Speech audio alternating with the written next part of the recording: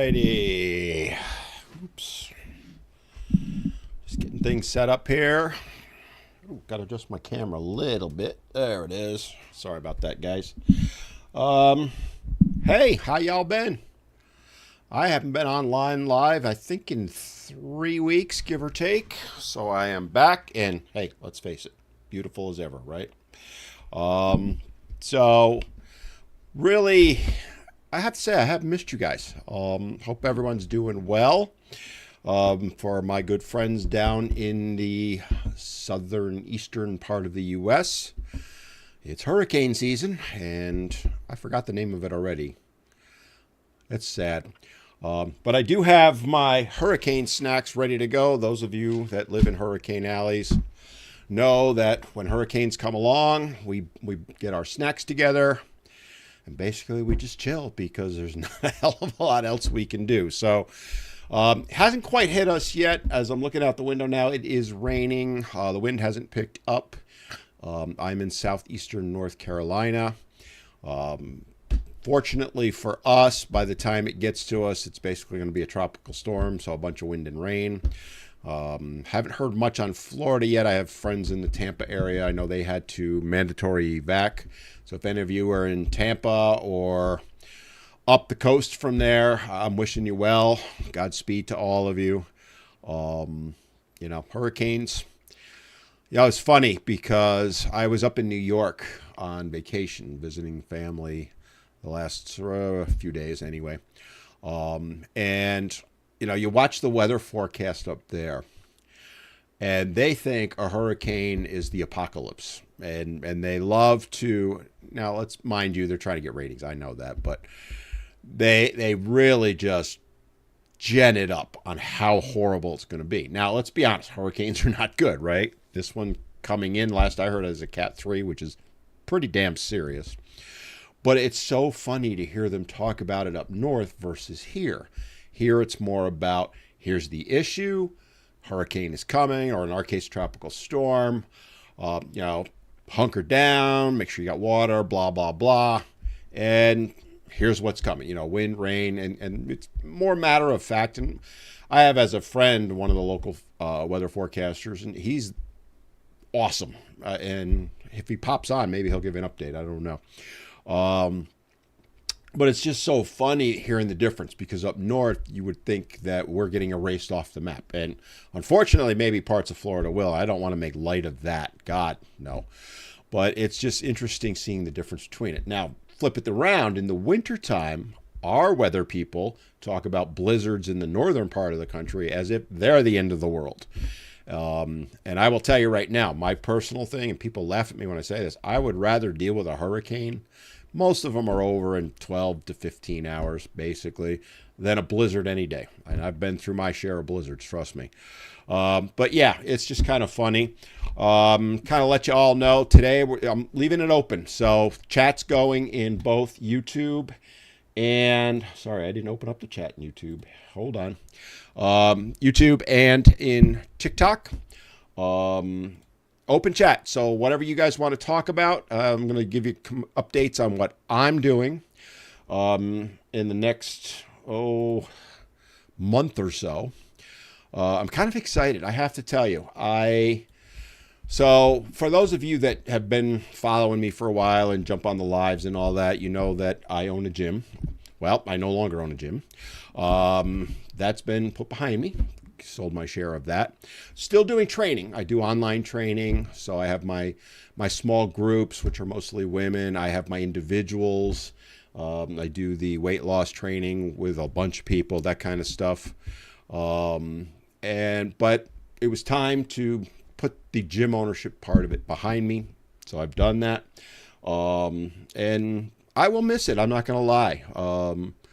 But I'll still be going to the gym. I just won't be owning it anymore. So that's a big change for me, and this is something that has been coming for a while.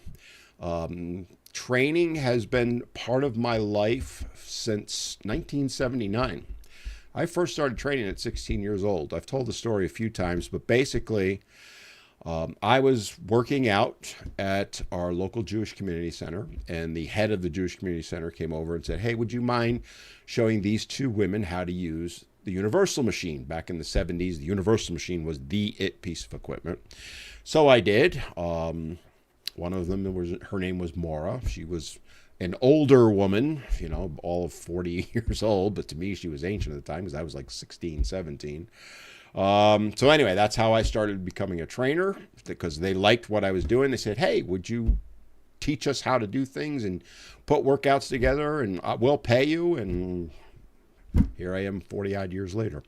So yeah, that part of my life is basically come to an end. I will still be training. I have no intention of giving that up fully. I'll be doing that till the day they put me in the ground, or in my case, put me in the fire and then dump me in the ocean, because I'm going to be cremated and put into one of those little blocks that they have, and then they dump them into the ocean, and kind of planned that out. But yeah, that's kind of what was part of the things I was dealing with in the last couple of weeks. So jump in the comments. What I always ask people is, hey, introduce yourself. Let me know where you're from. This is, I talk about it every time I do a live. This is kind of a thing for me. I like to see where people are from. People from all over the world jump on these lives. And I think that's like the coolest thing ever. I really do. We all hear the bad side of the internet. And there's some really bad sides, and I might get into some of that. But the honest truth is there's a lot of good too. And when you look at the ability for me, humble old me, I'm a nobody, to be able to have conversations with people from literally every country in the world. I started tracking a little bit the last couple of lives that I did, and was at 45, 50 different countries. I went back through and looked at some things, and that's amazing to me. There's roughly 200, I know it's a little bit less than that, countries in the world. Roughly a quarter of them we had people on last live. So I love that we can do that. We can share thoughts, share ideas, and that kind of stuff. So anyway, that's kind of where I'm at. September is to give you some updates on what I'm going to be doing in September. So things are going to free up for me a little bit, and I'm going to be doing more of this. All right. It's funny.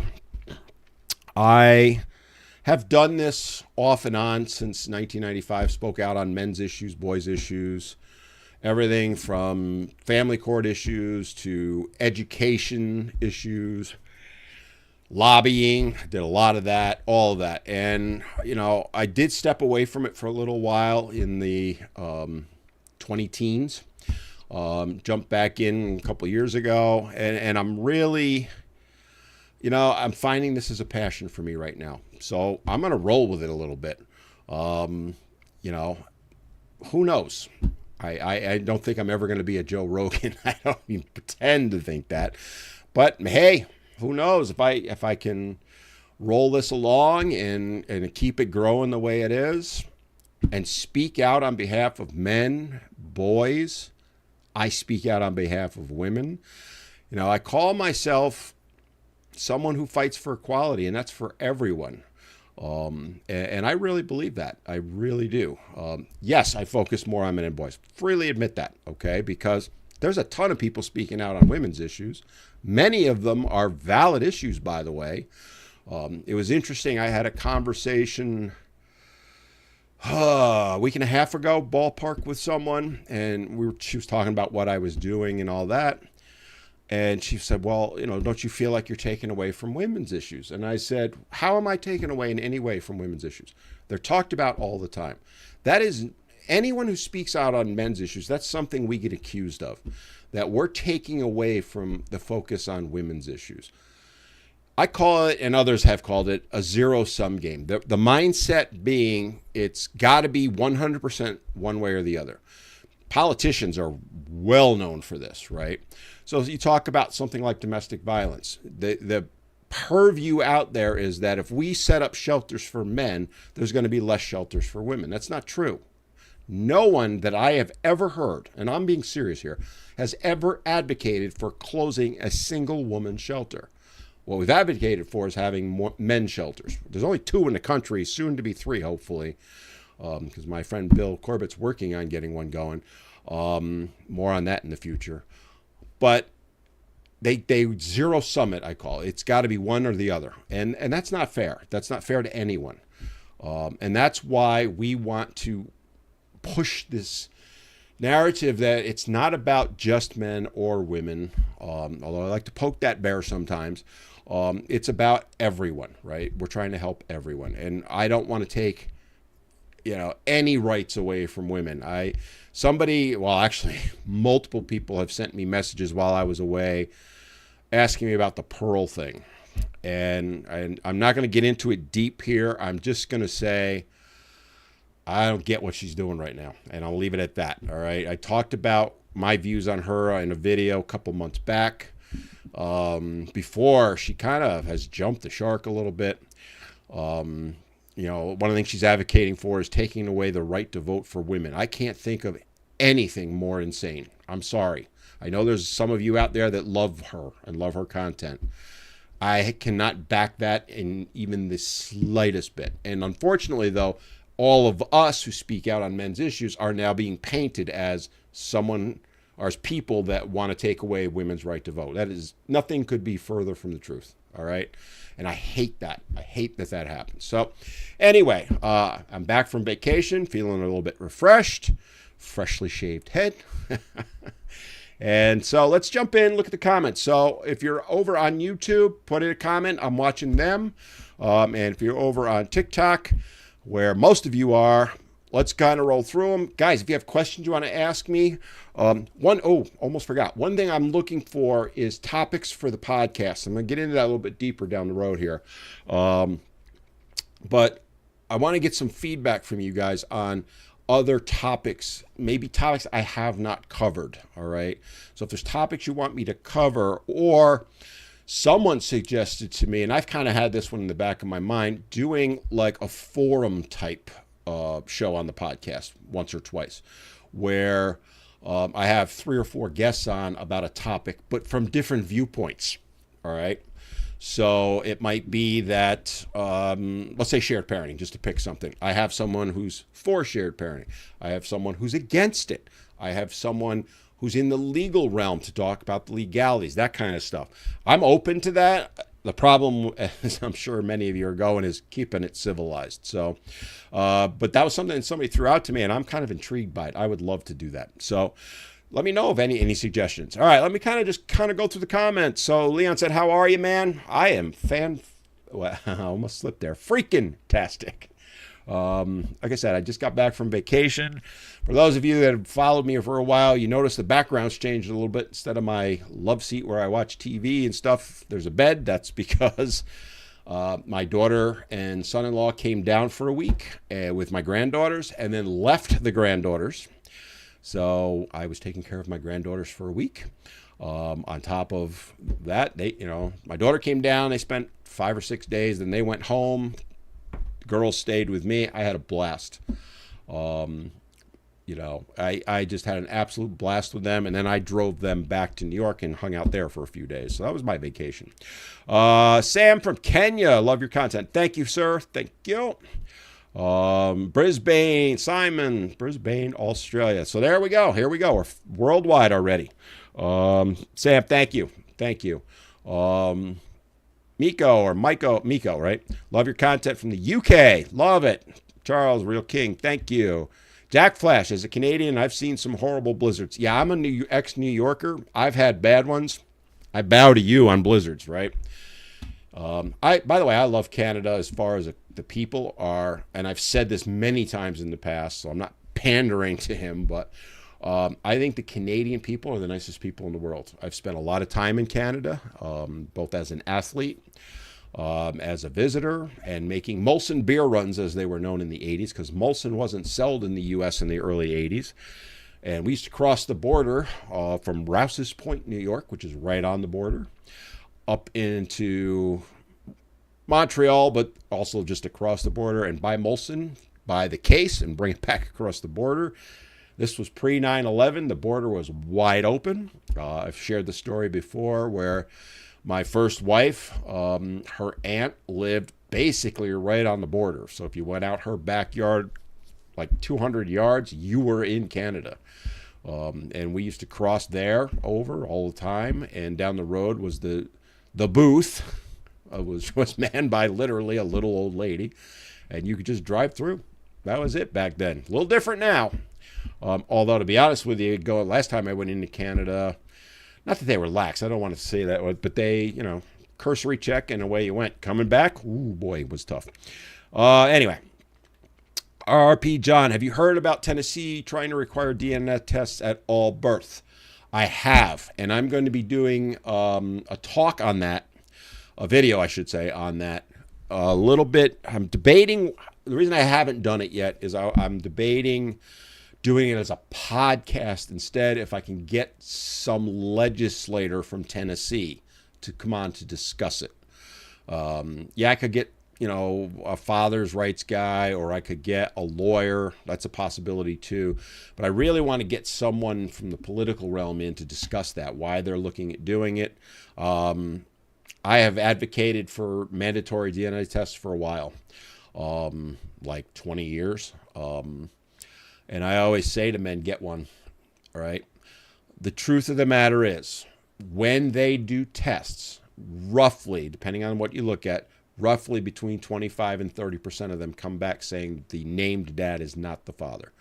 Now, that's not to mean that 25 or 30% of all children, the father is not the father, okay? That's not true. I've had guys say that to me, and no. Only the ones that are tested. We don't know the true numbers. If I were to venture a guess, I'd probably put it somewhere between 10 and 15%. That's a swag. I have no data to support that. It's just my belief. But yes, I do believe it should be mandatory at birth for a lot of reasons. My biggest reason would be, simply put, medical. Because the truth of the matter is, down the road, if the father is not who it is, you don't have the true medical history. So that's my belief on that. I'm going to leave it at that because it's a big topic, and I am thinking about doing it as a podcast. Worst case, I will do it as a video. But yeah, it's actually exciting for me to see. Again, coming on the heels of what Florida has done and some other states are close to doing or doing, things are changing, guys. Things are changing. Great question, though. Thank you, John. Yaxter, guy from Ontario, Canada. Good day, mate. No, that's Australia. I know. Great Britain. I'm seeing lots of common names that I usually see. Yaxter says he's going through a separation. Sorry, man. It's not good. Not good. Angie, question. Why do men stay with women that treat them like shit yet? Oh, that question. Where are the good ones? That's a good question, Angie. Probably I'm going to speculate a little bit here because I've handled questions like that before, probably for the same reasons that women do. People like to believe that we're so drastically different, and there are differences. There are biological differences. There are differences in the way we think. Lots of differences, okay? But when it comes right down to it and what we want in life, what we want in relationships, that kind of stuff, we want the same things, right? So, answering on behalf of men, why do men stay with women that treat them like crap? In a lot of cases, they don't have much choice. And I know that may seem like a cop-out answer, but it's not. They're financially trapped. Keep in mind, men know that if they go get divorced, they're the ones leaving the house. Almost always. I know there's exceptions. I love how people love to throw out the exceptions and try and make them the rule. They're not. The rule generally is the man's out. And he's going to lose the house. If there's kids, he's going to lose custody of the kids or access to the kids. That's a big reason why men stay. It's why I stayed in my first marriage as long as I did, because I loved my kids. I wanted to be there for my kids. I wanted to parent my kids. And I knew if I left, I wasn't going to be able to do so. And that's what ended up happening for a long period. So, you look at it from the financial aspect. You look at it from, again, wanting to be there for the kids. Both of them are the same reasons women do, right? And I also am going to throw this one out. And I do think, setting aside that I think most of the time men and women think the same way on that. The one difference that I would cite is that to more of an extent, I don't want to say it's an absolute, it's because it's not, but men don't like to fail. And when men separate, they feel like utter failures. And there's a lot of permutations on that, viewpoints on that. But I have talked with thousands upon thousands of men. When I ran the domestic violence group, we often would talk about, why are you staying, right? Because these guys a lot of times were being abused and still in the relationship. Why are you staying? Kids was number one by a mile, to be honest with you. And they wouldn't quite phrase it that way, but fear of failure was one that often was out there. And then, when you think of it that way, because if he quote unquote fails, he's going to have it thrown in his face constantly. I get it thrown in my face. A couple of weeks ago, I had put a video up, and, the woman who replied was like, "Who hurt you, bro?" I get that one every day. But then she basically called me a failure. You couldn't even keep two women happy. Goes right over me. I don't give two craps what people say. But that's a big reason, Angie. I think, and again, I think you would come back and say to me, well, that's what women say. Yeah, absolutely it is. I totally believe that. So hopefully that answers your question. Just going to kind of scroll through guys that are saying hello back. And thank you for the hearts and the rose from Abe and Miko. I do appreciate them. If I don't acknowledge them fast enough, I'm sorry. I try and keep up. I get a little slow sometimes. I'm getting older, all right? Snafu Bar put, Angie stands to lose everything. Exactly. That's what, basically, you just confirmed what I said. Thank you, Snafu Bar. That's a great name, by the way. Because it's cheaper, somebody else said. Yep. Cooking, not something easy to answer, many factors. That's true, right? There are other reasons. I just took the big ones. There are many reasons. But yeah, so Dudson from Cary, North Carolina, custody trial in 2 weeks. Well, my friend, I am in southeastern North Carolina, and I looked at Cary when I was looking to move down here. Cary, to me, I'm originally from Albany, New York. I talk about this. Hold on, I need a quick drink. And I moved to Saratoga Springs, New York, which is where I was this past week, and loved it there. I lived there for 30-odd years. When I went to Cary, it reminded me very much of Saratoga, without the racetrack. But anyway, hello from Southeast to Cary. Custody trial in 2 weeks. I hope, my friend, it goes well for you. Let me just give you a piece of advice to all of you if you're dealing with family court, especially something like a custody trial. Put some time aside, set some time aside to take care of yourself first, not after, before. And I've talked about this before, and I'm actually writing a book about this, which will hopefully come out very soon. What it's like for a person to go into family court. And I'm writing it not from a legal perspective, because that's what most of the books are. They're by lawyers, and I think they're written for lawyers, right? But I'm doing a book to talk to men about what it's like to go into family court, what to expect, what you should do. Again, I'm not giving legal advice in there. The only legal advice I give is go get a damn lawyer. But one of the things I talk about is, when you're going into court, take some time beforehand, a day or two beforehand, and just focus on you. Me, it was go to the gym for a couple hours and pound iron. Could be playing guitar. That was another one that I did. It doesn't matter. Go fishing. Whatever it is that's your thing, that you can go and clear your mind for a couple hours.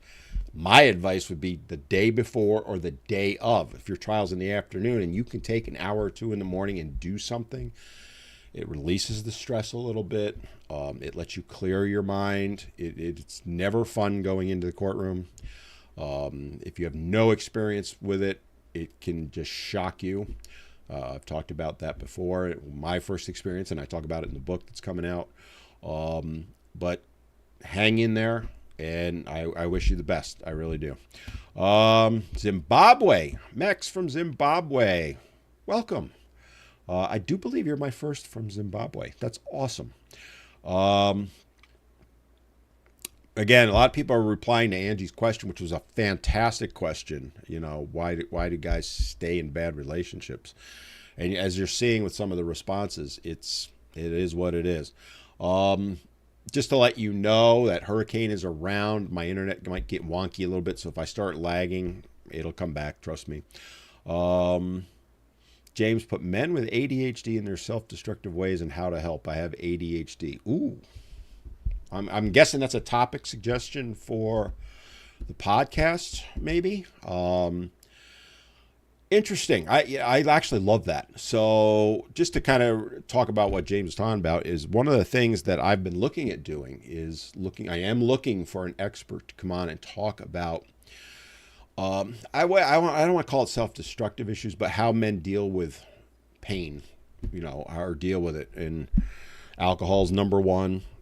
The new big one is opioids. Believe it or not, you know, I talk to people all the time. I was talking with someone not too long ago, and then I heard someone on a podcast say the same thing, which kind of is why it's in my brain, that a lot of men that are doing opioids they're finding it's because they're trying to mask pain. Not physical pain. That's what an opioid's for. Mental and emotional pain. Again, they were kind of at the high end of it. They didn't get too deep into it, but that one, I actually had never considered that. So that one kind of surprised me a little bit. But I also totally get it. Totally get it, right? You know, I was one of the few fortunate ones. I don't drink. I haven't drank much since I was 23 because I was a raging alcoholic from 13 to 23.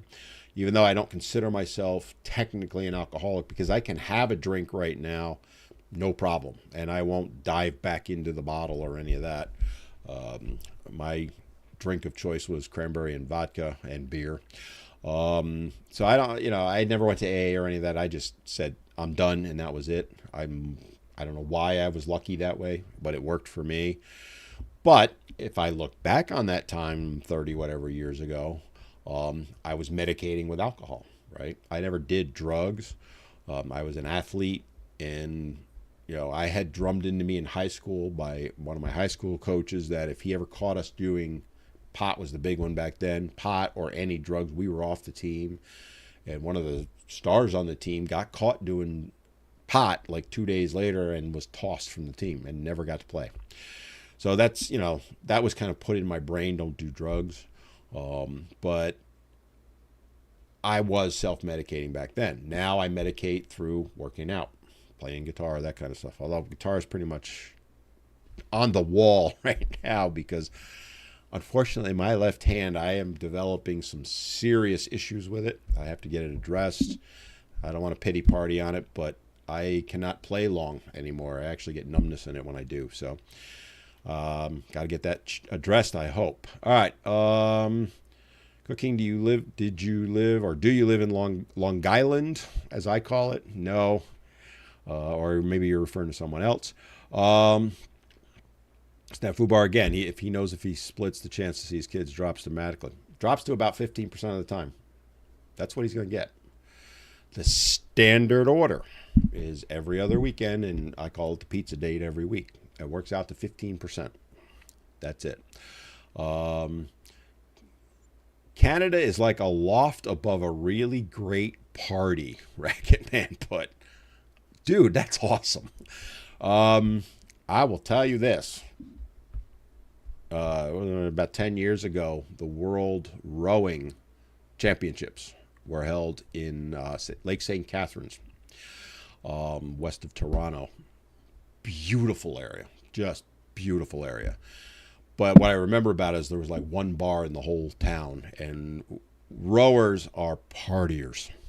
So when we're competing, it's the one sport I think of all the sports I played, and I played football, baseball, and all of them. It's the one sport I think where there's more camaraderie than any other. I have to say, rowing.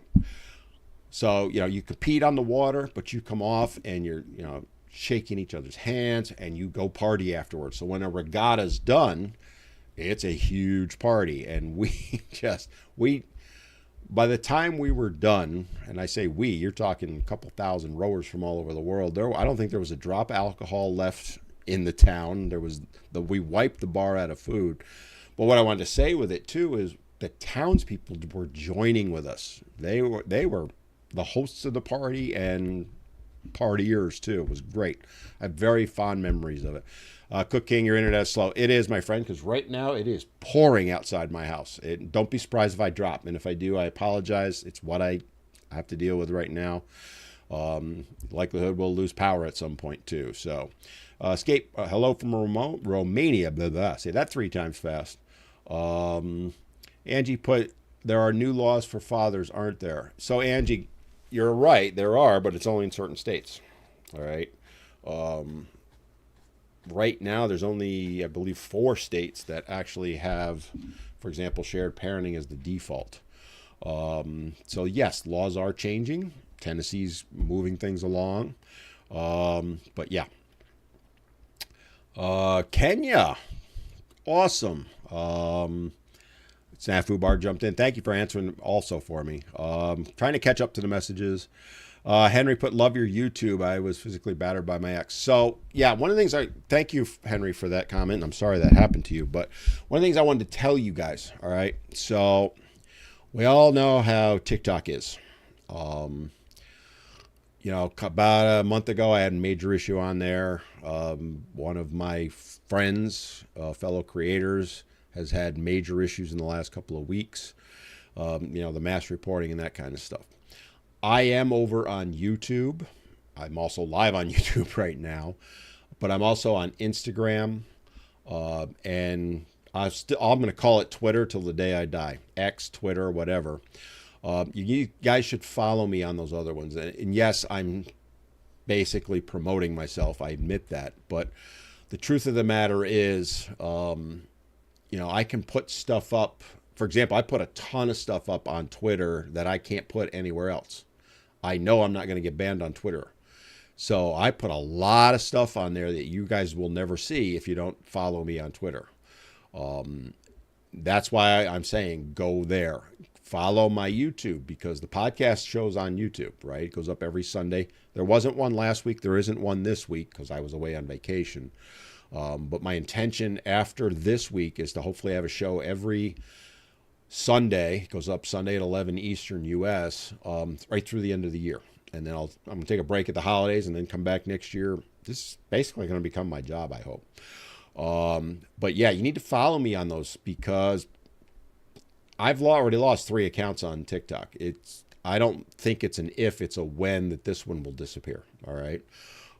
It just too regular. It happens to too many people, and we see it all the time. If you follow me on those other channels, you're more likely to see the same videos that I put on TikTok.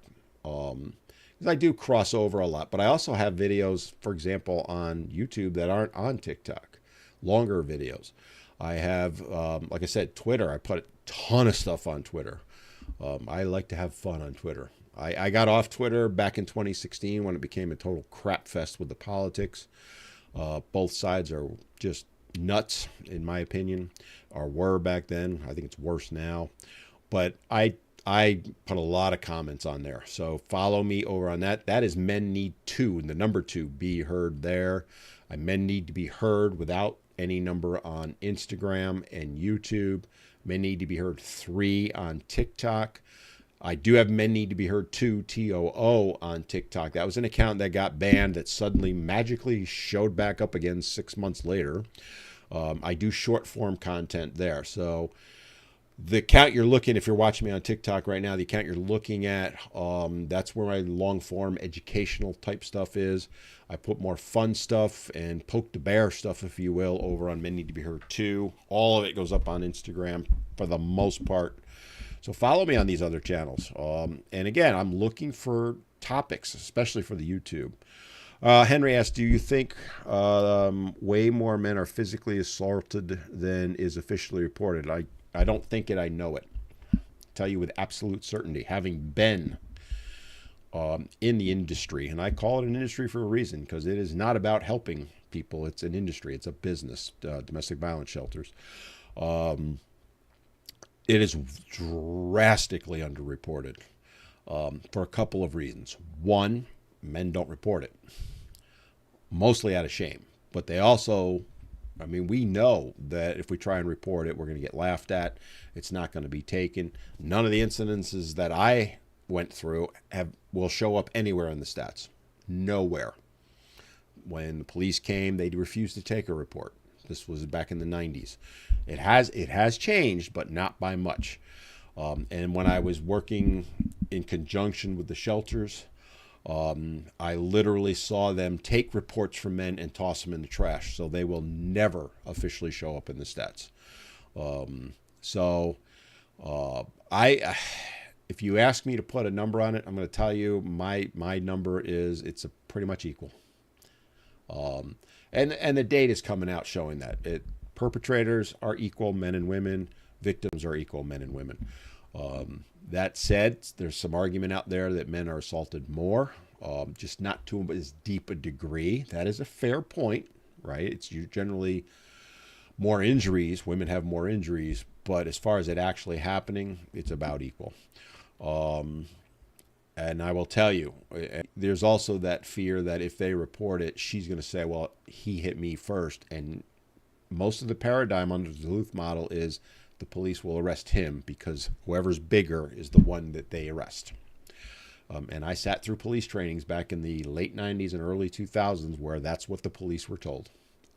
If they both claim someone was attacking them, believe the woman if he's bigger than her, which is almost always the case. Anyway, love these comments, guys. If there's anything else you want to ask me, ask away. Elaine, a good reason not to get married for men. You know, I'm at the point, again, this is a topic I want to address some more because, again, sorry, I need a drink. Hey, shameless plug for my mugs, by the way. Go get them. Link in the bios. You know, I've had a few people say you're anti-marriage. I'm actually not. I'm very pro-marriage. Very pro-marriage. But I can't in good conscience tell men these days to get married. I just can't. The risk is too big. You're going to lose better than 50-50 chance that you're going to lose everything.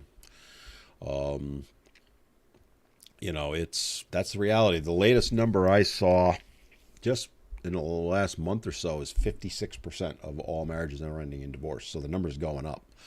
And that doesn't even factor in non-marriages, like people who live together and that. You throw that number in on top of it, the risk is huge. So I hate that I have to say it. I do.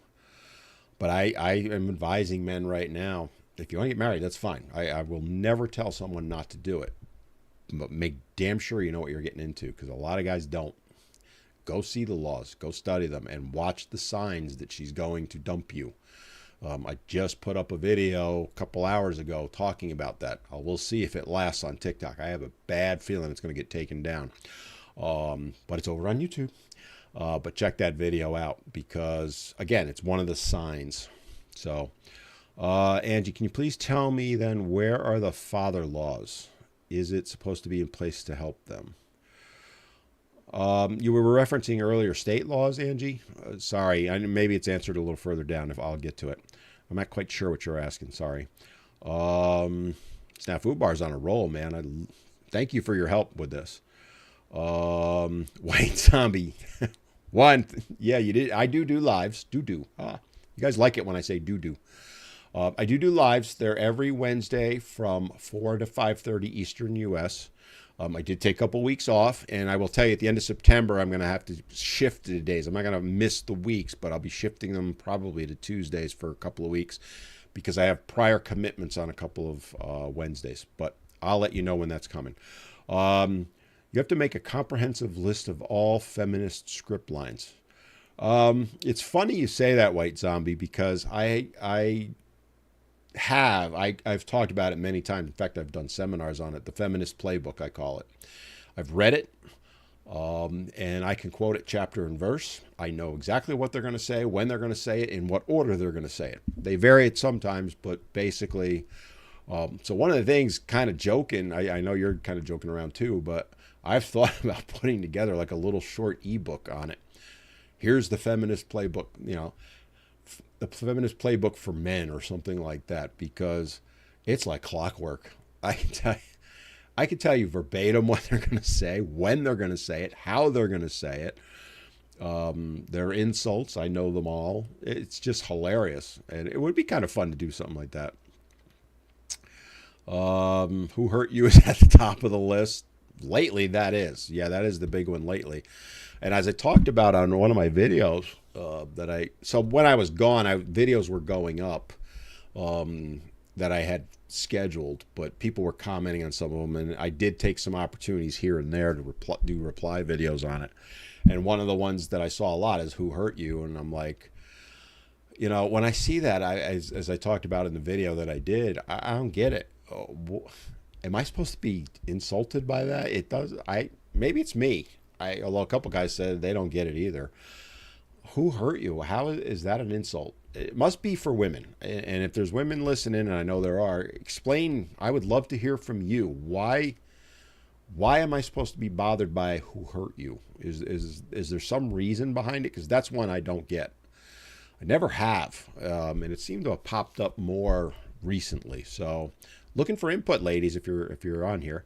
Gil or Gilger, what do you think about Passport Bros? Well, to be a shameless plugger, go check out my podcast that I did on it about a month ago, maybe a little bit longer, with Alex, who is a Passport Bro that lives in Thailand.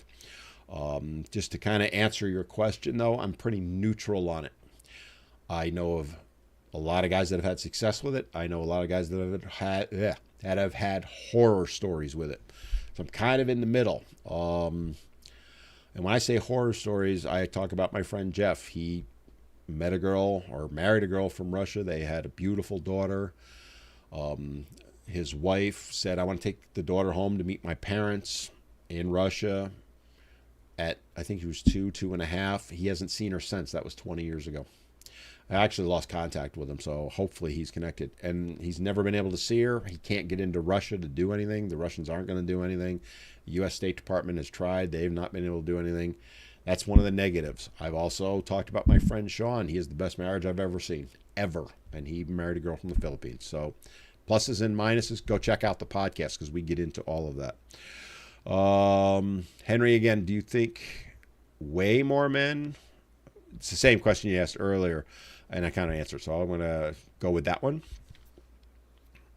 I'm not touching that one, Snafu Bar. So, again, ask me any questions you want. This is kind of an open one today. Elena, what's the best advice to keep a man in love and show him that we truly love him? Now, I haven't scrolled through all the messages. Let's leave out, give him a BJ. Okay, let's not go there. That doesn't answer her question. I have a feeling when I scroll down, I'm going to see something like that. All right, that does mean though, we want intimacy. But the big ones that we talk about as men, in no particular order. Respect is one. Show him respect. It does not mean obey him. Some guys go there. I don't agree with that. You're supposed to be equals. All right. The problem is a lot of men don't feel respected in relationships. And go watch that video I posted a couple hours ago in addressing where a woman basically made fun of her husband on the internet with a video. He'll never tell her. But I would bet money, even if he said, it was okay she did that, in the back of his mind, he's going, she doesn't respect me anymore. And once you lose that respect, you are done. All right? Drama's another one. If you create drama all the time, men want the famous word every man will tell you. Men want peace. We got enough shit to deal with. The last thing we want is our spouse, significant other, whatever you want to say, creating more drama for us. All right?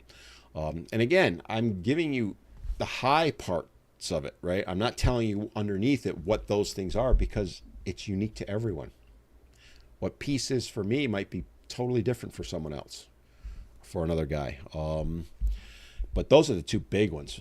Respect, peace, and then the third one, my opinion, appreciation. And I'll throw it out to the guys on here, and I've done it many times before. When was the last time the woman in your life told you she appreciated you? And I don't mean like, made you dinner. That is appreciation. Don't get me wrong. That's not what I'm talking about. What I'm saying is sat down, looked you in the eye and said, I appreciate what you do for me. Most guys will tell you it's been months. A lot of guys, last time I did a poll on it, was over 60% had never heard it, not even one time. A bunch was well over a year. It was somewhere around 15, 20% had heard something in the last 6 months. I forget the exact numbers. Those are the big three: respect, appreciation, peace. You give a man those three things, he'll do anything for you, in my opinion, right? Again, the definitions of those vary by person, but that's it. Those are the three. We are very simplistic creatures. And I know a bunch of guys are going to go, yeah, what about sex? Yeah, that's part of it, okay? But, because it's something I'm going to be talking about is dead bedrooms, because I can't tell you how many guys I've had reach out to me asking me to do a show on that. What do you do when she says she doesn't want to have sex with you anymore? And I have a friend of mine that I'm hoping will come on it as a guest. He's a little leery of doing it because he doesn't want to piss his wife off anymore. But he was one of the ones that really reached out to me and said, you need to talk about this because it's way bigger problem than you realize. And then as I've done research, it's like 30% of marriages. But again, it's part of it. Those other three are the most important things. I'm just going to kind of scroll ahead here as I'm like dozens of messages behind. Joseph, hey bud back. Mental pain, yep. How do I explain to my parents how bad dating and marriage is nowadays? They always ask me why I'm single. Great question. So, hold on, I need a drink. Again, shameless plug. You get these mugs, by the way. I didn't intend to do this, but since I'm here. If you go into the link tree in my bio, there's a link to get mugs like this, shirts and stuff like that. Yes, I will make a little bit of money off of that, but part of that money gets donated to a men's shelter. The Taylor House down in Arkansas is one of the only 2 domestic violence shelters for men in the entire United States. So you're not just supporting me, it's supporting my channels and my ability to do these channels, but you're also supporting that. So anyway, to answer the question, and I'm going to come at it as a boomer because they love to point out I'm a boomer too. So, have things changed? Yes, they have. And again, I'm thinking about doing a show on this too. Probably a video, not a podcast. But dating has changed, but it hasn't changed. And what I mean by that is many of the issues that you think are new to now were exactly the same 40 years ago when I was 20 years old and dating. Okay. There are some differences though. Back when I first started dating in the late 70s, early 80s, that's when feminism was full bore, burn your bra type stuff. Different set of circumstances than now, but similar issues. So how do you explain to your parents what you're dealing with? Because it's unique to your experience. What I went through is different than what you've gone through or are going through. You need to just sit down and explain it to them and give examples. I think it's one of the things that help, when you're conversing younger and older. So let's use myself. I don't know how old you are, but I'm 60. Let's just assume for the sake of argument, you're 20, 25, right? We have different experiences. Obviously, because I'm older, I would have more than you, right? And I'm not saying that to belittle you or put you down in any way, but my experiences are different. So when you try and say to me it's harder now, I'm going to go, well, it was hard back then, much like I did. Again, I'm not trying to dismiss what you're saying, but give me examples. Talk to me about things like, as a parent, if my kids were to come to me, my kids are in their 30s, I'll use my son as an example because I stayed with him. He's 35. He's never been married, has no interest in dating. He's got like the perfect life right now. If he were to say to me how hard it is, my answer to him is, tell me how. What are you talking about?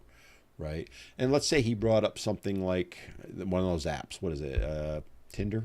I don't use them, so I don't know. I think that's the one, right?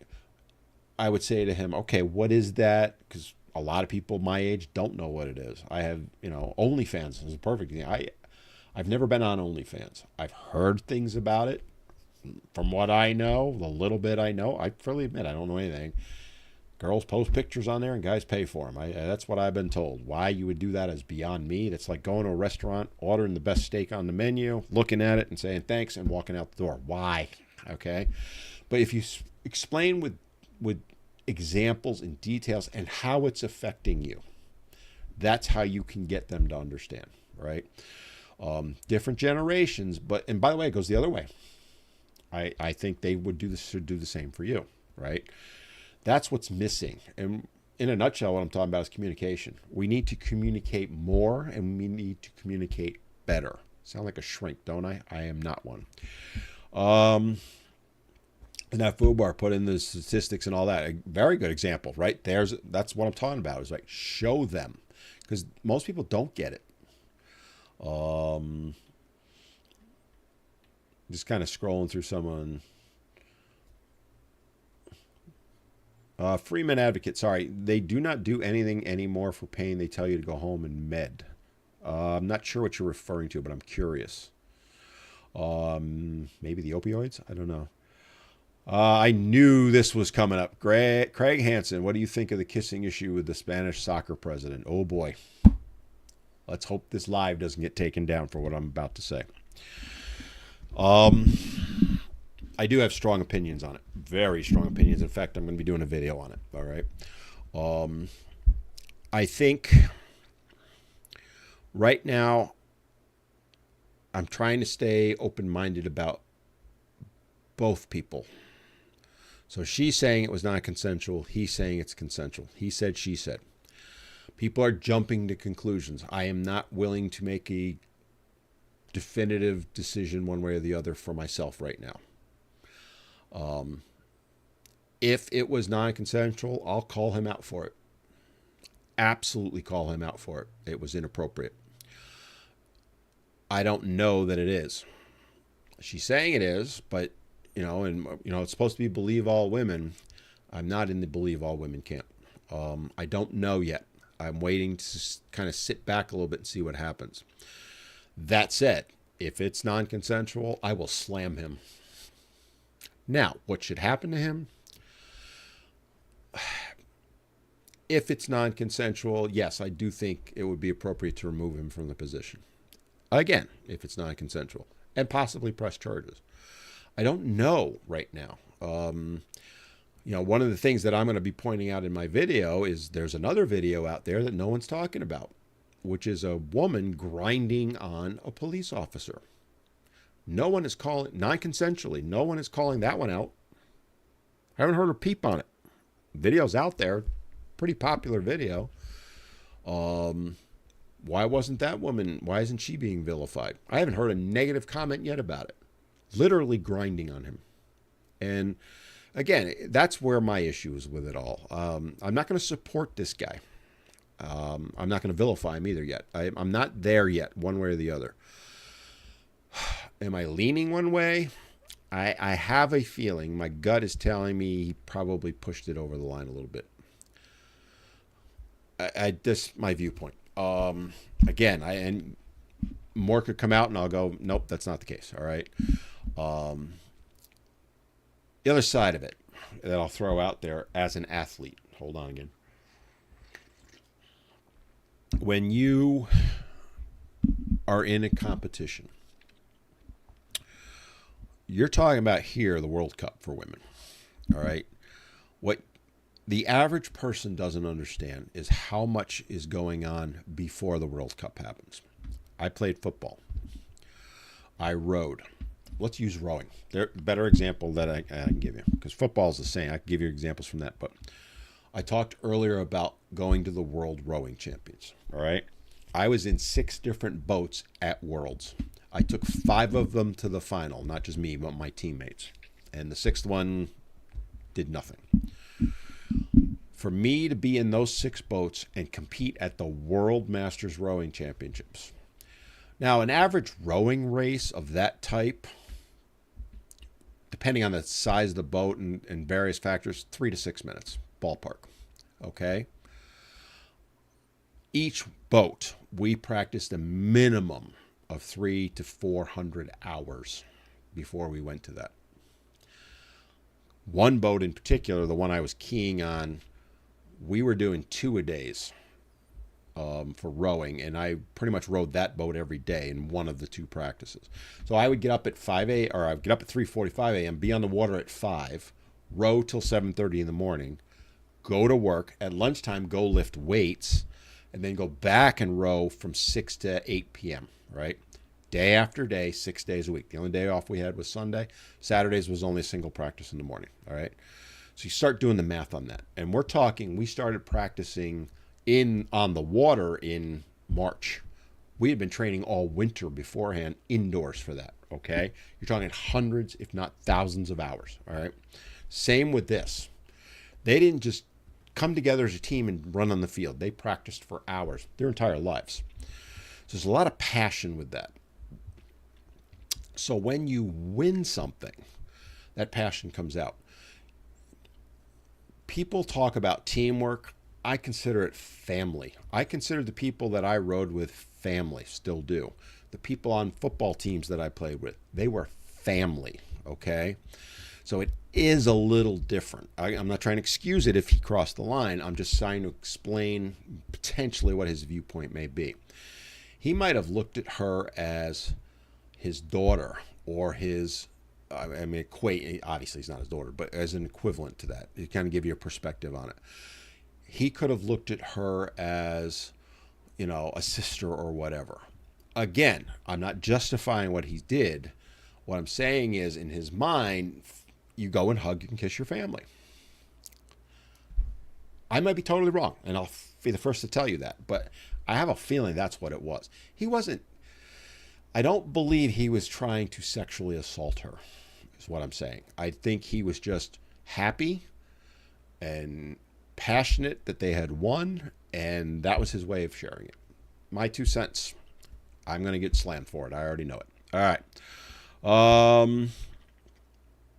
Couple other comments. Maddie, Twitter is a cesspit. Oh, Maddie, I agreed with you. It was, but now I'm having a ball on it. In fact, it's starting to suck up too much of my time. I got to cut back my Twitter. I love Twitter. Guys, if you want me to see me full bore, follow me over on Twitter. Trust me. Let me catch up a little bit because White Zombie, I got permanently banned on TikTok for a whole 24 hours and reopened my account. Well, Men Need to Be Heard has been permanently banned for 2.5 years. Men Need to Be Heard 2, TOO, was banned for months, and then I don't know why suddenly reappeared. This one has held up a while, but I had another account prior to Men Need to Be Heard that got banned. That one probably deserved it. I always say that. I want to put that out there. I deserved it on that one. The other one, no. Angel, do you know men? You are men, right? Red pillars purely as an excuse. What? I'm sorry, I'm not understanding. You are men, right? Activists, red pillars purely as an excuse to hate on women. I don't agree with that. I know you're not trying to be mean to me here, or at least I don't think you are. I think that's a common misnomer, but I would argue then, if that's the case, then every person who speaks out on women's rights hates men. I don't like those type of things. Maddie's talking about a conversation where they didn't understand the lack of DV shelters for men. Yeah, I'm going to be diving into that some more. Maddie's got a great point there. Again, just open forum today. If you want to chit-chat, I got about another half hour. Thoughts on Florida eliminating lifetime alimony. I talked about it on a live when it first happened. I think it's awesome, and I think it's long overdue. Was the law perfect? No, it wasn't, but I think it was damn close. I'd put it at about 90%. I can live with it. The thing that people always say to me is it's got to be 100% or not. No. If you get something 70, 80, 90% of the way there, you won. Okay? It's not perfect. I think it does the job. I hope every state passes the way Florida wrote it. Um, if someone has stayed home, man or woman, and given up a career, and let's say 20 years, raise the kids, 20 years later, they're going to divorce. That person has been out of the workforce for 20 years. They deserve alimony for a few years to get themselves, go get educated or whatever, right? Go find a job, build 3 to 5 years, let's say, ballpark. Then that's enough, right? Enough time for you to be able to take care of yourself. I think that's fair. Um, so I'll leave it at that. Andy, if a man and woman are together, what are the pros and cons of living together? um, hmm. So the pros would be financially. At the time, you would save money because you're not paying for two different apartments. The cons, well, we got about a half hour left, and I don't have enough time to cover them all. Here's my advice, and I've talked about this before. If you are a couple looking to live together or get married, here's the best way I would approach it, and this is what I advise the guys that I work with. 3 accounts, 3 bank accounts. You're going to have his account, her account, and a joint account. You go get your apartment, your house, whatever. You figure out your utilities, food, all that. Whatever those bills are, you total them all up and you split it. Might be 50-50. It might be based on income. It might be whatever number the couple comes up with. Whatever you got. I'm not going to say it's got to be 50-50 or it's got to be by income or whatever. You're both going to contribute whatever that percentage you come out into that account from your paycheck. Whatever's left, she's going to put from her paycheck going in her account. Whatever's left in his is going in his account. And there will be no access to the other's account. That's how I would approach it. So if somebody walks, they don't lose everything. When my first wife left me, she cleaned out everything. She cleaned out the house of every bit of furniture, everything that was in it. I was left with a mattress and a blanket and a pillow. That was it. She also cleaned out our bank accounts and maxed out our credit cards. Okay. I had nothing. I've talked about it many times before. I had 2 weeks. I had to borrow money just to get gas to go to work, right? Because she did it on a payday. She cleaned the account out. This was, I put my check in. She must have been at another bank and cleaned it out like a few minutes later. So, again, that could be a whole episode on the podcast to talk about it. And I actually like that idea, Angie. I think that would be a good one to talk about. Black Weapon, I love your videos. I'm from South Africa. We've had a few from South Africa. By the way, quick note on South Africa. I do, as I've talked about before, I do train people. One of my clients went over to South Africa. I've talked about this before. And I train online. She was training from South Africa. It was awesome. The view behind her was amazing. Angel, I'd argue men are abused more mentally and psychologically than physical. I kind of agree with that. I know I'm going to catch some flack for that from some guys. There is absolutely physical. I was physically abused, but I do think it is. I think it's a fair statement, more mentally and psychologically. I'd also argue, having been through it all, and emotionally is another one. Those were worse than the physical. The physical healed up in days, weeks, months. The rest of it, for a lot of guys, never. Good point. I like that one. That's a really good point. Hey, Dan. Hey, Hank. Better way to say it is what happened to you. It's not insulting. It doesn't. Yeah, I'm still trying to figure that one out. Who hurt you, dude? Lindsay's on. Lindsay. Squirrely Girl 1988. If you ain't following her, go follow her. She's coming on. We're going to do a live together soon. I'm throwing her out there because, yes, Lindsay, I'm putting a little pressure on you. Not today, but let's set it up. Because she's like, I call Lindsay Squirrely Girl my bestie online. She is. We chat all the time.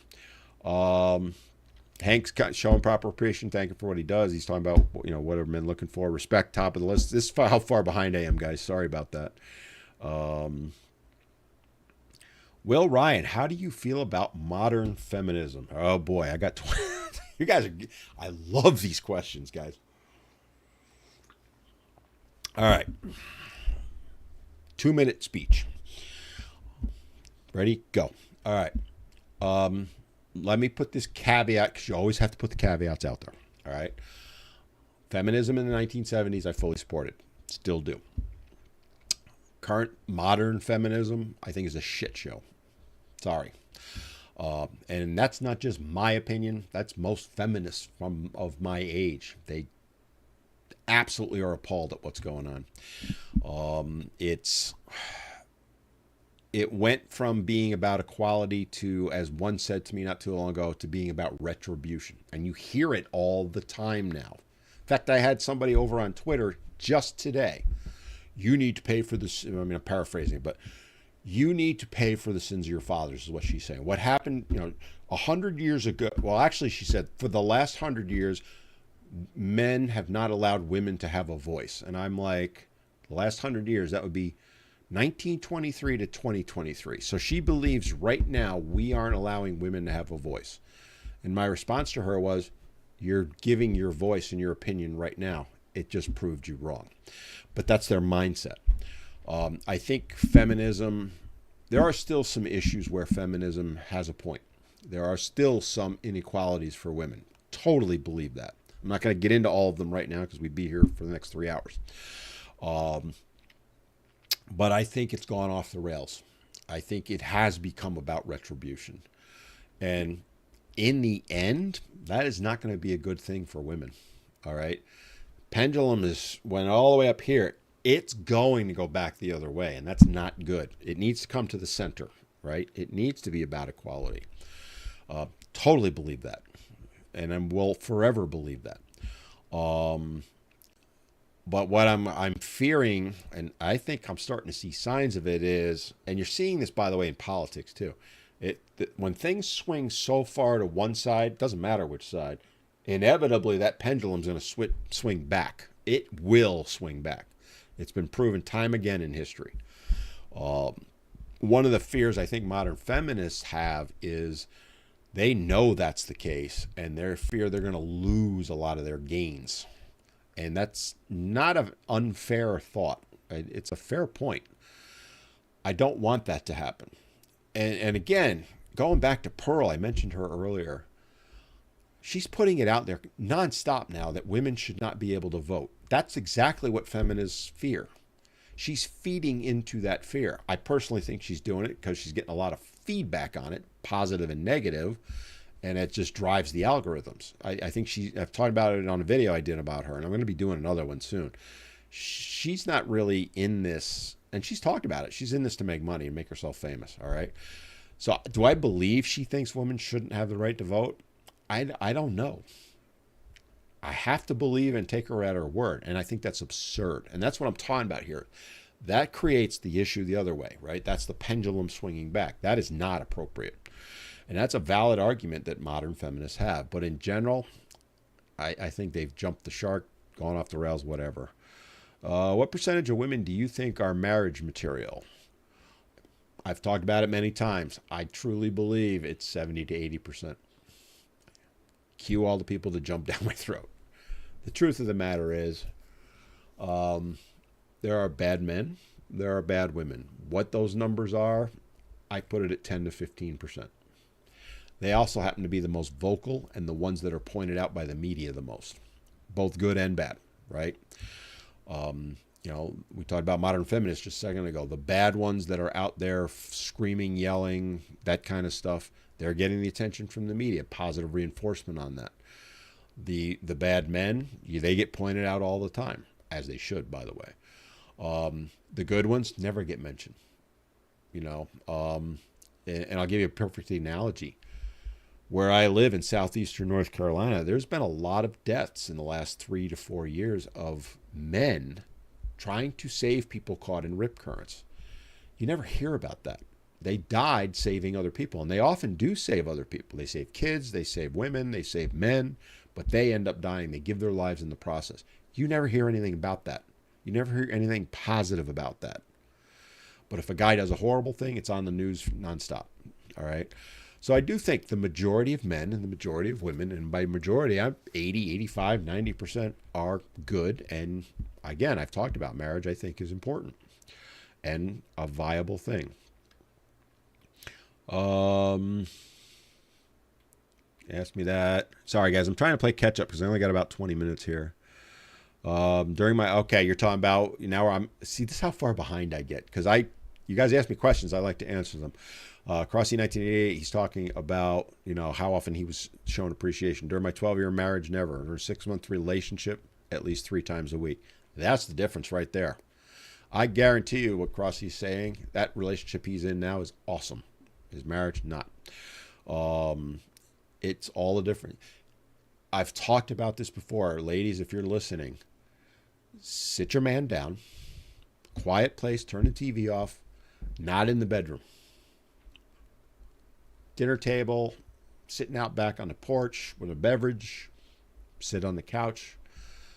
Just look him in the eye and say, I appreciate you for whatever or because of whatever. Don't be surprised if he breaks down in tears. Because I've seen it, I've heard it, I've been through it, okay? He may just go stone cold like that. No, the internet didn't freeze, that was me. Because he'll be so shocked and stunned because men never hear it. They never hear it. They don't know what to do with it when it happens. So when they start getting that regularly, he'll die for you. Think about this. This is a good point. Men, when wars happen, men are asked to go and die for their country. World War II, let's use. Were there people drafted? Absolutely there were. But the vast majority of them volunteered to go and give their lives for their country because they loved it that much. They were willing to give their lives for their country. And the reason I just mentioned that is the same in relationship. You show appreciation. You let him know that it matters. It matters.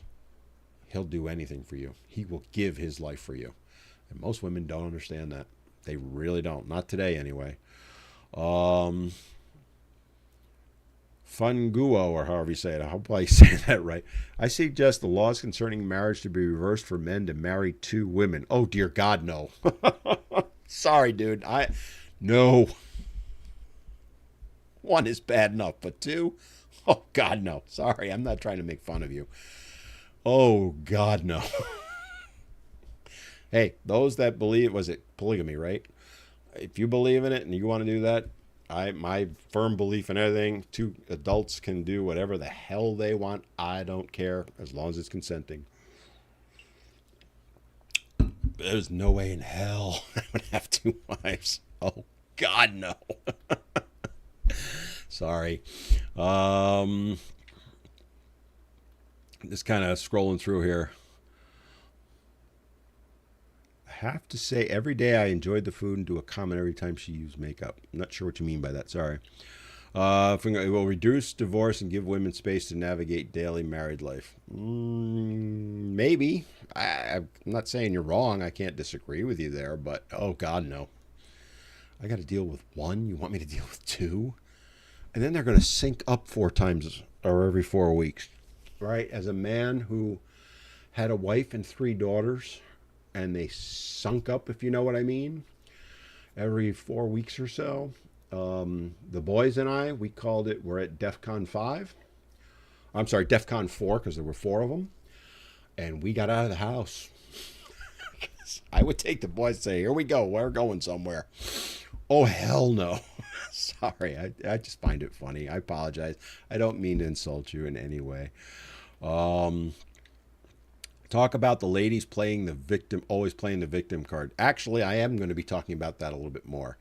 Probably not on TikTok, because that will get me banned. White Zombie Boomer, what year were you born? 1963, my friend. So yes, I am a tail end. Actually, I think my year's the last year for Boomer. So 1963. I'll just kind of catch up. I'm going to scroll fast, so I apologize if I miss you. Yeah, somebody mentioned your Wi-Fi, your internet is very poor. It's because there's a hurricane going on outside my window, right to my left. I'm actually looking at the rain now, although the wind's not bad. Just kind of scrolling through, guys, to kind of play a little catch up. By the way, thank you, all of you that have sent gifts. I truly appreciate them. Liam Clifford, what's your Twitter handle? It is Men Need To, the number 2, Be Heard. Because I had to shorten it because I was 2 characters over. So MENNEED, the number 2, Be Heard. Okay? Just if you see my profile pic on here, it's the same everywhere. I'm actually in the process that I'm hoping the trademark comes through on that soon. Michelle, hey love, I see you. I can't even say the name. It's about time you had a live session. Yeah, I took a few weeks off for personal. Took care of my grandbabies. I had a ball with them. Just kind of sidetrack on that. It's funny because, one of the things that I often like to poke fun at is the stay-at-homes, right? Because the stay-at-home moms, again, talking about the victim, they love to play the victim. It is so hard to be a stay-at-home. You don't understand how hard it is. Blah, blah, blah, blah, blah. All right, I was a stay-at-home dad, all right? It was the easiest time of my life. It was the best 2 years of my life, year and a half. I had everything done by 10 a.m. I had a ball. I loved every minute of it. It was so easy. Well, I was basically a stay-at-home for a week and a half again with the 2 grandbabies. One is 11, the other is 7. Had a blast with them. Was it hard? Hell no. In fact, my daughter pissed at me because they were little angels with me. We were organized. We got things done. And we were out playing and having a ball. And the house was freaking immaculate. We didn't eat out. We ate out once in the whole time. It was actually the last night they were here before I drove them back to New York. Home cooked meals all the time. Was I spending 8, 10, 12 hours taking care of them and all that? No, I wasn't. Maybe an hour, hour and a half a day. And I had them helping me out. So again, it kind of reiterated what I've said all along, that stay-at-home victim, no, sorry. Been there, done that, just did it again, piece of cake. And I would do it in a second. Yes, Michelle, I will come on your live. Are you back live? I know for a while you weren't live. But yes. I don't know why all the guys are not on here right now. Be honest with you, I know I haven't seen anybody say they're from. If you're from Florida, Georgia area, let me know, because I'm in North Carolina and I know the storm's headed right over the top of us. Hope everybody's doing well. Just to kind of reiterate that real quick. It's. Again, I don't want to dismiss anyone in dealing with a hurricane, but it is, again, I would rather deal with a hurricane than a snowstorm, blizzard, anytime. A blizzard, not a snowstorm. But I genuinely am concerned about my friends in Florida. I have friends in Tampa. I have distant family in the Upper Peninsula. It's tough for them. And if you have friends and family there, check on them. And if you're from there, let me know if you're okay, because I do care. Johnny Reb, friends, family used to make fun of me for never being married. Now they're all divorced. Yeah, funny how that is, isn't it? I'm almost caught up here for once. Feminism is just them being mad about something that none of us did. Yeah, well, that's a great way to put it.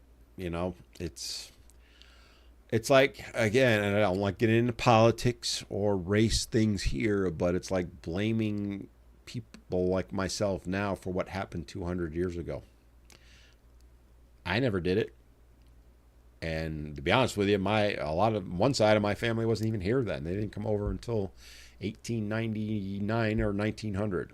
So why am I being held accountable for what happened in 1820, say, right? Same kind of scenario. And by the way, little fun thing. Go if you've never read 1984, go read it. It used to be fiction. It's now a blueprint for what's going on right now and many ways. In your opinion, who is the best female advocates for men's rights? Well, I kind of have to say Michelle, reclaiming your voice too, because she's on here. And she is one of the ones. I'm going to assume you're talking about online, but I'll throw a couple names that aren't online. Well, one, Christina Hoff Sommers is someone I'm trying desperately to get on my podcast. The problem is she usually goes on like national TV shows, and like Rogan might get her more than I have a chance of, but I'm gonna try. What she can say is no, right? If you've not read her books, she's talked about the war on boys. She's talked about who stole feminism. I've read both those books. Absolutely fascinating. She's actually a large part of the formation of my beliefs come from reading her books in a lot of senses. I agree with her on some things. I disagree with her on some things. But I also know that if I did have her on the podcast and we talked about the things we agreed with, and more importantly, the things we disagreed about, it would be a civil conversation and one to the benefit of all, right? Because she would view me as a human being and I her.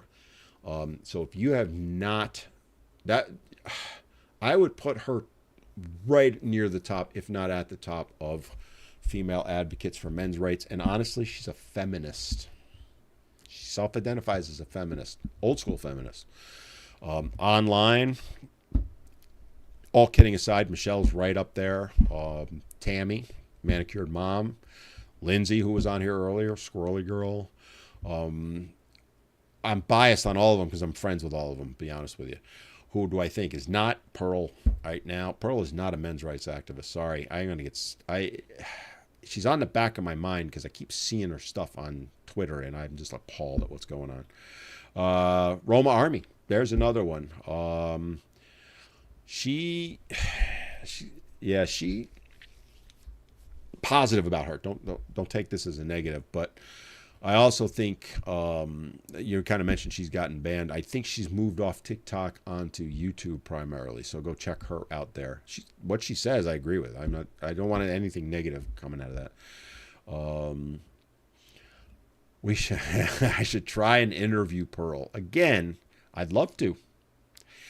But she's bigger than me right now. So you know what, Zombie, I'll reach out to her. Or she can say is no, right? But I would hold her accountable because I think she's creating a lot of issues for people like me. She has given so much ammunition to the feminists, and I can't disagree with what they're saying. If she's calling herself a men's rights activist and saying women should not have the right to vote, and the average, I'm not talking about the feminists or the men's side, either side. I'm talking about the people in the middle, the average person. They're hearing that.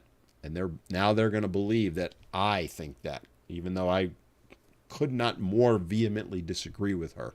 Would love to get her on, and I'd hold her accountable for it. I will try. Hank put, Ralph DSO and Lauren said the bad ones are the loudest, creates perception of all women. Yeah, exactly. We talked about that earlier. Michelle, Dan, remind me to tell you and your audience about my new exciting project. Well, do tell us, Michelle. You have about 4 minutes before I have to log off. VScam, I have a question. Can I ask? Yes, this is open forum. Ask away. You got about 5 minutes, guys. White Zombie, in the Islamic faith, men can have multiple wives, but my fiancée says she's not with that. I am aware of that. Mormons is another one, although I heard somebody told me that Mormons did away with that. I don't know. I don't follow religion at all. I'm probably the least... I'm not anti-religion, but I'm probably the least religious person you know or talk to. Again, I go back to why would you want that? I didn't know. I honestly, I'm laughing because I'm putting myself in that position to have 2, 3, God forbid, 4 wives. No, I just can't. Sorry, I don't mean to be making light of it, but I just knew. White Zombie, Augusta, Georgia. It's downpour here. Okay. August, Georgia. I'm assuming you mean Augusta. Place I am dying to get to. I'll never get to play it. And you know what I'm talking about. Do well, my friend. And get your hurricane snacks. Mine are right here. Some of them. I already broke into them. Hunker down. So Hopefully, I know my internet's been wonky off and on. I can't do much about it. Angel Warrior, what's your opinion on Chloe, which is Roma Army? Again, I'm positive on her. I think she does a lot of good, what she says. She likes to be on the edge, borderline, which is what gets her banned. I do think occasionally there's some things she said that I don't agree with. But as I said earlier, if you agree with somebody 90% of the time, that's a good person, all right? We don't all agree on everything. I'm sure I say things she doesn't agree with. There are people watching this right now that don't agree with stuff I have. That's okay. There's nothing wrong with that. We need to get out of this 100% or nothing mentality, right? The zero sum, if you will. We have to get away from that. So I very positive on Roma. Vado asked, what's the topic for today? Just an open forum, my friend. Zombie, I don't miss the snow. If I never saw snow again, Zombie, I'd be a happy man. Michelle, I finally got my library. How dare I point out that man? You're going to get me back now. Did you know 45% of women will be single by 2050? Actually, that number is more like 2030. The numbers that I'm seeing, the data that I'm seeing, it's, of childbearing age, I guess is the way I would, maybe that's the difference. Zombie again, see if you can get an interview. I will reach out. You have inspired me, my friend. I will absolutely reach out to Pearl. Like I said, the worst she can tell me is no. And if she does, that's fine. I will take no offense to it. But if I get her on, watch out. There will be sparks flying. That probably would jump my podcast by 1 million followers, right? She's got, last I knew, well over a couple million. Hank mentioned Advocate Lauren. I don't know Lauren at all. I love her stuff. Love it. I do want to eventually reach out to Lauren and have her come on the podcast. She's much bigger than me. Somebody will mention Emily too. I like Emily too. Again, they're more relationship than talk. They talk about men's issues, but they're more relationship oriented. But I would love to talk to Lauren and have her on. Have I read The Rational Male? I'm going to be honest with you and say I don't believe I have. It's Christina Hoff Sommers. Michelle's talking about her. Go check her out. Read her books. Warren Farrell's my number one author on men's or boys' issues. Hoff Sommers, right there. And the other one, Richard Reeves. And again, I have reached out to Warren. I actually talked with Warren 2003, 4 at length. I exchanged emails with him. Great guy. He's got to be 80-something years old now. I've read every book the man's ever put out. You talk about idol worship. I worship him. I mean, he's a former, by the way, board member of Now, back in the 70s. He was known as the male feminist back in the 70s. But he speaks the truth, man. And I think the world of him. Hoff Sommers I would put right up there. Richard Reeves is doing a lot of really good work. What do you think of Angelina Jolie? You mean Jolie? I have a fun story about her. I don't know how much time I got. Oh, I got a minute. Quick story on Angelina Jolie, if that's who you're referring to. When I lived in Albany, she was filming the movie, I think it was Salt, it was called. And it was filmed in Albany. And where I rode at the time, she happened to run by jogging one morning. And we all went, no, is that her? Didn't look anything like she looks like in the movies. And then when she came back, we saw her running back through. Let's just say the makeup does wonders. Enough said. I don't want to slam her, okay? All right, guys, I do have to wrap up. I apologize. I know I'm still behind on I try and keep up as best I can, but you guys are awesome.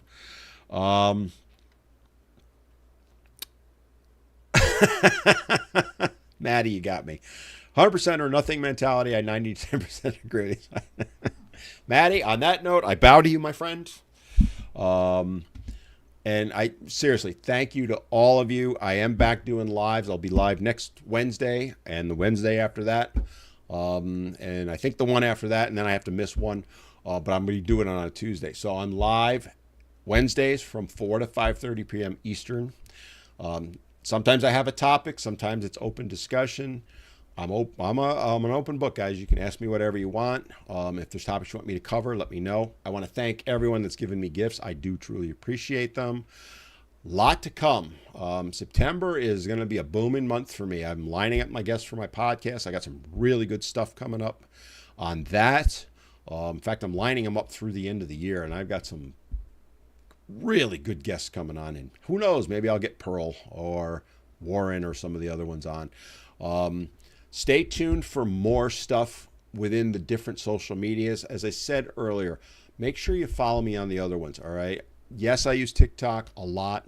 I actually have more followers. I think now TikTok's ahead of Instagram. They were kind of going back and forth.